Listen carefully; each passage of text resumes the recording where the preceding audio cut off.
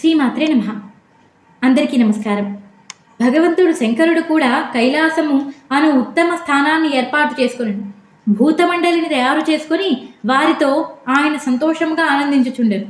మర్త్యలోక పాతాళములే కాక మూడవది స్వర్గలోకముండెను. అది మేరుగిరి శిఖరము మీద ఉండెను. రకరకాలైన రత్నములతో శోభిల్లుతూ ఆ స్థలము దేవరాజగు ఇంద్రునకు నివాస స్థలము.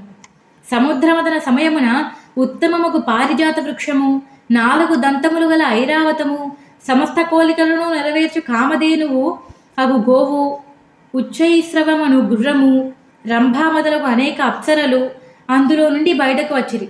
స్వర్గమును శోభిల్లు చేయు వీరందరికీ ఇంద్రుడు తన వద్ద స్థానం ఏర్పాటు చేసెను. దీని తరువాత సముద్రము నుండి ధన్వంతరి చంద్రుడు ఉద్భవించను. అనేక గణములతో వీరు స్వర్గమున నివసించుచుండేది. రాజేంద్ర, ఈ విధముగా 3 విధములైన సృష్టి ఉద్భవించను. దేవతలు, పశువులు, మానవులు, ఇలా అనేక భేదములతో ఈ సృష్టి కల్పించబడినది. సంచిత కర్మలను అనుసారముగా అండజము, పిండజము, స్వేదజము, ఉద్బీజము అను 4 భేదములతో జీవ సృష్టి జరిగినది. ఇట్లు సృష్టి కార్యము నిర్వహించి బ్రహ్మ, విష్ణువు, శంకరుడు ఈ మహానుభావులందరూ తమ తమ దివ్య భవనములనందు ఆనందముగా స్వేచ్ఛగా వారి పనులు చేయుచుండిరి. ఈ విధముగా సృష్టి జరిగిన తరువాత భగవంతుడు విష్ణువు లక్ష్మీదేవితో కూడి తన దివ్య భవనమున ఆనందముగా నుండెను. ఒకానొక నాడు విష్ణు భగవానుడు వైకుంఠమున ఉండగా అమృత సాగరమునందు శోభిల్లుతున్న మణిద్వీపం గుర్తుకు వచ్చెను. అక్కడనే ఆ స్వామి మహామాయను దర్శించుకునేను. ఆ దేవి పరమ పవిత్ర మంత్రము కూడా తెలుసుకొనెను.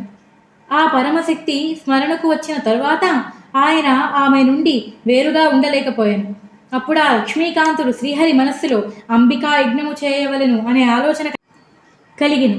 అందువలన ఆయన తన భవనము నుండి కిందకి వచ్చి మహాదేవుడైన శంకరుడిని పిలిచాను. తర్వాత ఆయన శంకరుడితో ఏమన్నారు, యజ్ఞాన్ని ఎలా మొదలుపెట్టారు, ఇవన్నీ తెలుసుకోవడం కోసం నెక్స్ట్ పార్ట్ వినండి. ఈ దేవీ భాగవత కథలు మీరాగా మరికొంతమందికి చేరడం కోసం ఛానల్ని లైక్ చేయండి. కొత్తగా చూసేవారైతే సబ్స్క్రైబ్ చేసుకోండి. పక్కనే ఉన్న బెల్ సింబల్ని ఆన్ చేసుకోవడం మర్చిపోకండి.